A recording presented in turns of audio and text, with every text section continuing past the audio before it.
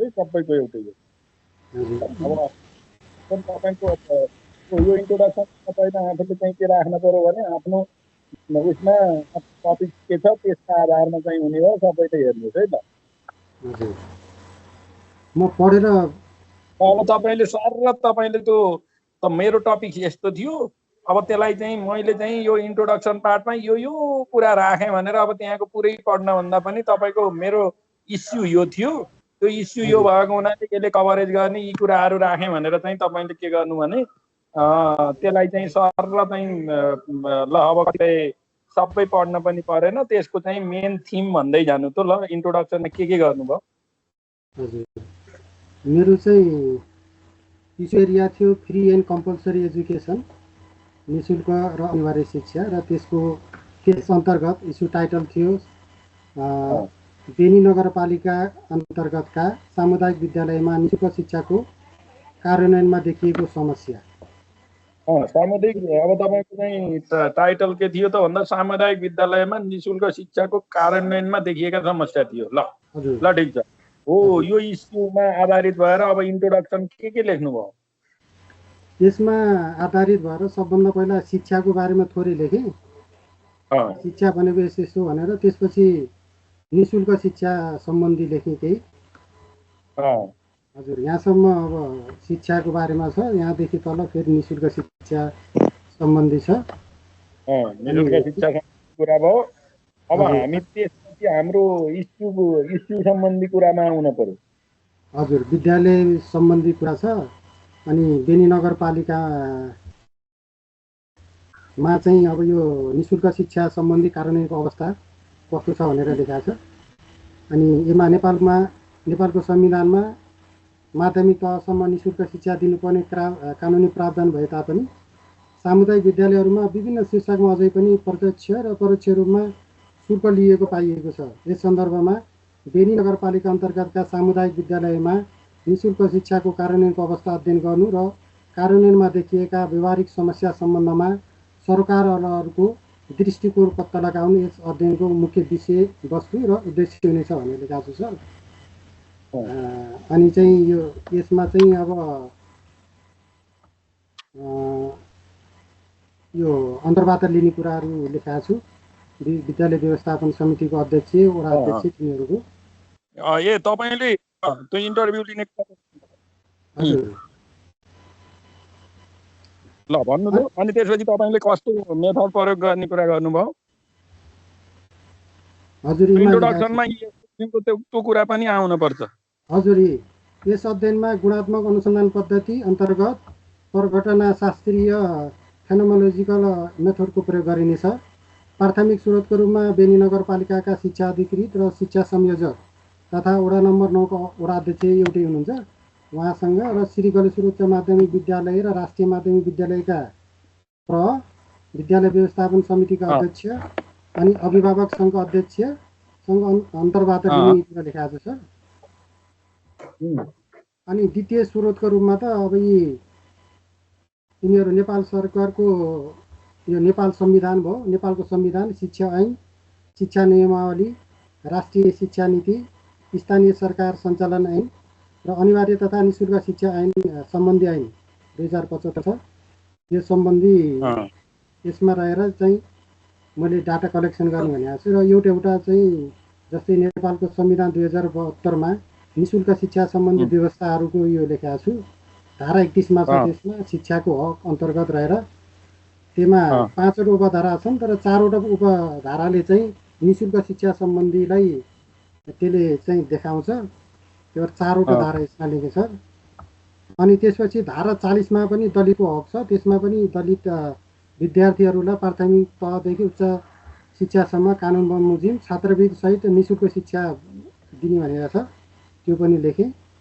र धारा 51 मा राज्यका नीतिहरूमा पनि के भनेको छ भने उच्च शिक्षालाई सहज, गुणस्तरीय र पहुँचयोग्य बनाई क्रमशः निःशुल्क बनाउँदै लैजाने चाहिँ नीति लिएको रहेछ, त्यसलाई समावेश गरे। र संविधानमा निःशुल्क शिक्षा सम्बन्धी यति नै रहेछ सर।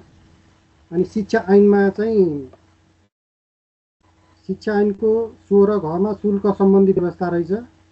यो नेपाल सरकारले निःशुल्क शिक्षा घोषणा गरेको विद्यालय शिक्षाका लागि सामुदायिक विद्यालयले विद्यार्थीको नाममा कुनै पनि किसिमको शुल्क लिन पाउने छैन भनेर भने रहेछ। 1 खमा सबै पढ्नु पर्यो सर यो।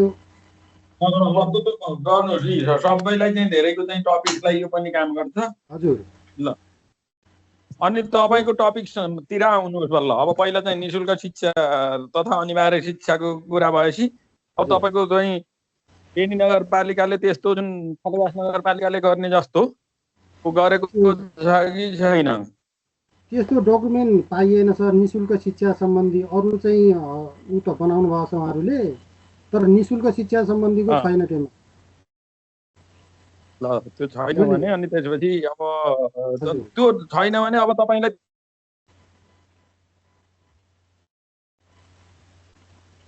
हजुर त्यो सम्बन्धी छैन। त्यो भएर मैले त्यो डाउनलोड गरेको थिएँ। त्यो भएर त्यो कुरा होइन। हजुर अब शिक्षा हेर्ने भनेको स्थानीय तहले छ भने उहाँहरूले चाहिँ गर्दा त केही न केही त बनाउनु होला त्यो त। हजुर स्थानीय तहको यो अब नियमावली छ। तहले नै सञ्चालन गर्ने चाहिँ विद्यालय शिक्षा भनेर चाहिँ अहिले त उसैले चलाउँछ, उसैले चाहिँ तलब खुवाउँछ भनेपछि त तिनीहरूले चाहिँ कार्यविधि त के पक्का बनाइछन्। अनि त्यसपछि कति निशुल्क दिने, कति के छ त्यो प्रावधानको कुरालाई चाहिँ त उनीहरूले त्यो सङ्घ जुन माथिको नियमावलीलाई चाहिँ टेकेर त त्यहाँ त बनाएका छन्। हो त्यो सम्बन्धी यस्तो हो। अब उहाँहरूसँग इन्टरभ्यू गर्नु पर्यो।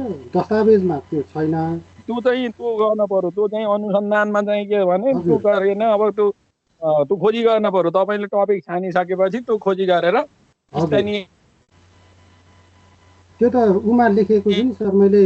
शिक्षा अधिकृत सङ्घ अन्तर्वार्ता लिने भनेको छु। त्यसमा चाहिँ आउने भयो।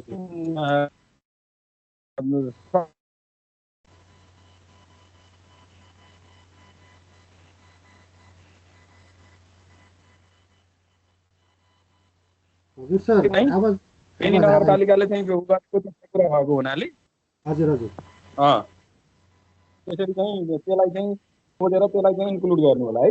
ल हजुर सर अन्तर्वार्ताको कुरा पनि यसमा समावेश गर्नुपर्छ सर, होइन नि?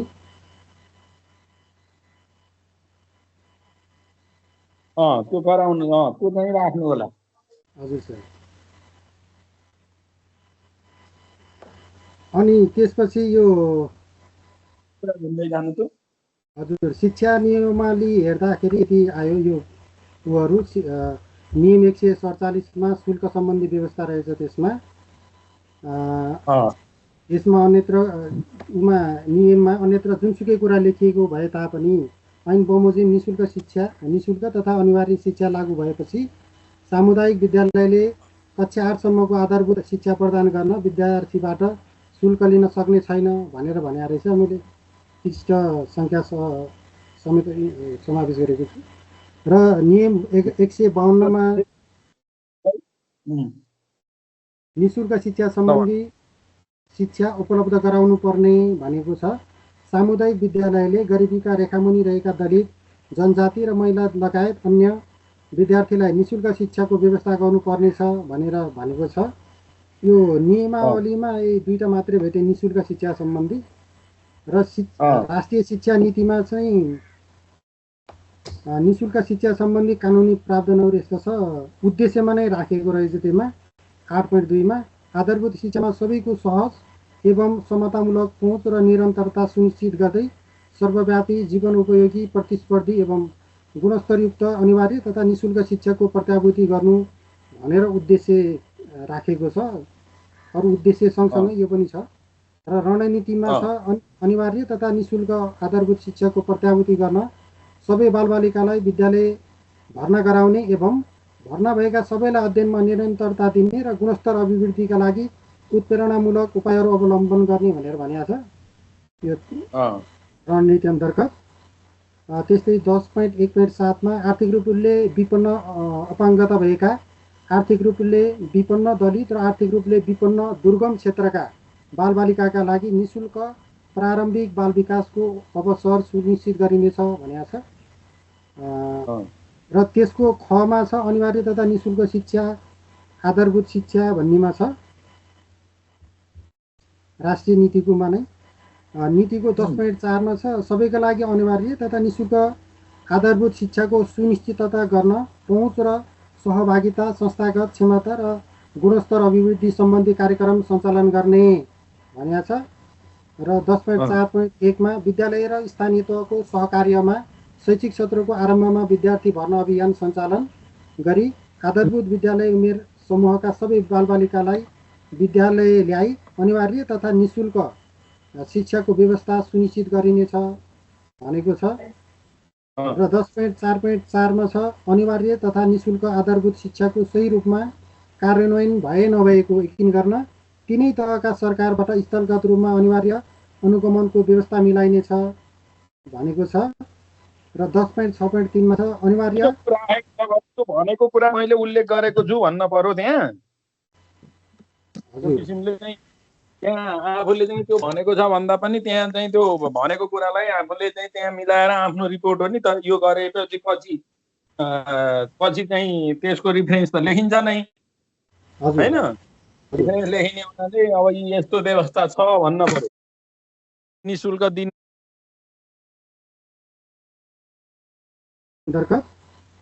त्यस्तै 10.1.7 मा आर्थिक रूपले विपन्न अपाङ्गता भएका, आर्थिक रूपले विपन्न दलित र आर्थिक रूपले विपन्न दुर्गम क्षेत्रका बालबालिकाका लागि निशुल्क प्रारम्भिक बाल विकासको अवसर सुनिश्चित गरिनेछ भनेको छ। र त्यसको खमा छ अनिवार्य तथा निशुल्क शिक्षा, आधारभूत शिक्षा भन्नेमा छ राष्ट्रिय नीतिकोमा नै।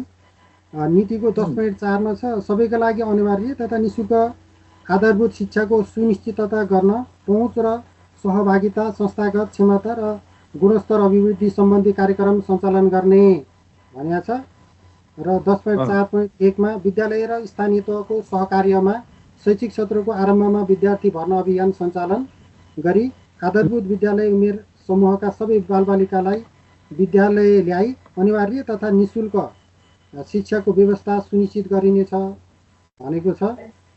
र 10.4.4 मा छ अनिवार्य तथा निशुल्क आधारभूत शिक्षाको सही रूपमा कार्यान्वयन भए नभएको यकिन गर्न तिनै तहका सरकारबाट स्थलगत रूपमा अनिवार्य अनुगमनको व्यवस्था मिलाइनेछ भनेको छ। र 10.6.3 मा छ अनिवार्य भनेको कुरा मैले उल्लेख गरेको छु भन्न पर्यो त्यहाँ। किसिमले चाहिँ त्यहाँ आफूले चाहिँ त्यो भनेको छ भन्दा पनि त्यहाँ चाहिँ त्यो भनेको कुरालाई आफूले चाहिँ त्यहाँ मिलाएर आफ्नो रिपोर्ट हो नि त यो गरेपछि पछि चाहिँ त्यसको रिफरेन्स त लेखिन्छ नै हैन। लेखिने हुनाले अब यस्तो व्यवस्था छ भन्न पर्यो।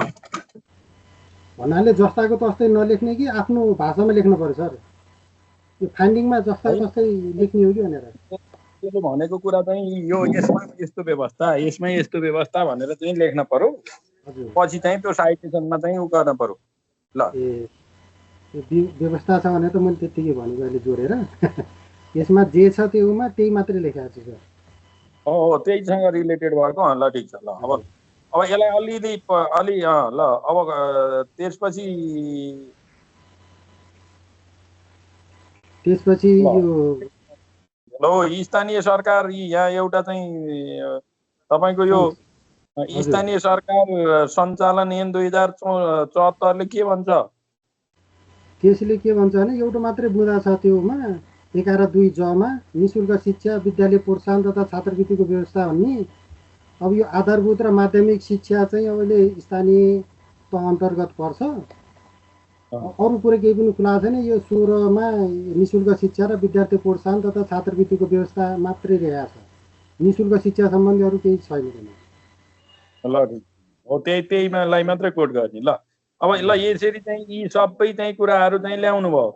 त्यो कुरा ल्याइसकेपछि यो चाहिँ यो निशुल्क अनिवार्य शिक्षा ऐन 2075 ले यो त्यहाँको ठ्याक्क चाहिँ यसरी परिभाषा भनेर भन्दा पनि अब यसलाई चाहिँ मिलाएर यी यस्तो किसिमको चाहिँ यसरी परिभाषित गरेर यसरी अगाडि बढाएको छ भनेर चाहिँ लेख्नु होला है। त्यसरी चाहिँ परिभाषा शिक्षा प्राप्त गर्ने कुराको हो यस्ता चाहिँ सब टपिक्सहरूलाई फालिदिनु होला, नत्र त तपाईँको त धेरै ठुलो हुन्छ, धेरै लामो हुन्छ त्यही हो।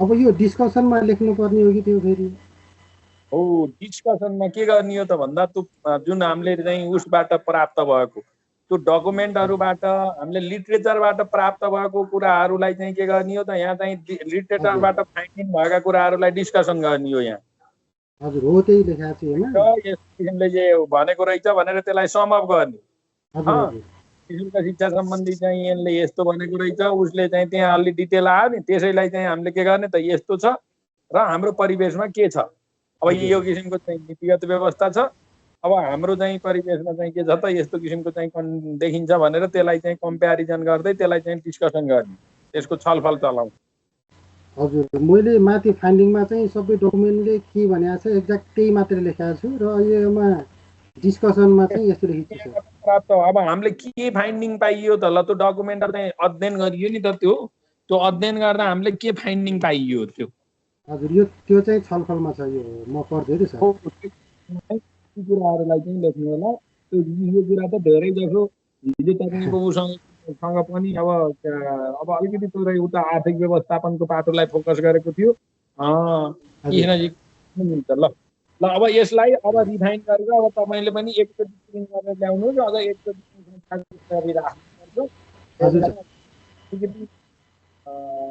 अलिकति रिफाइन गरेर त्यसलाई एउटा चाहिँ प्रिन्ट कपी मलाई पठाउनु होला ओके सर ल ल अब अर्को को छ ल त अब तपाईँको स्टप गर्नुहोस् अब तलका चाहिँ त अस्ति नै भनेका कुरा त एपिए फर्मेटिङका कुरा एनएन सबै चाहिँ एपिए 7 का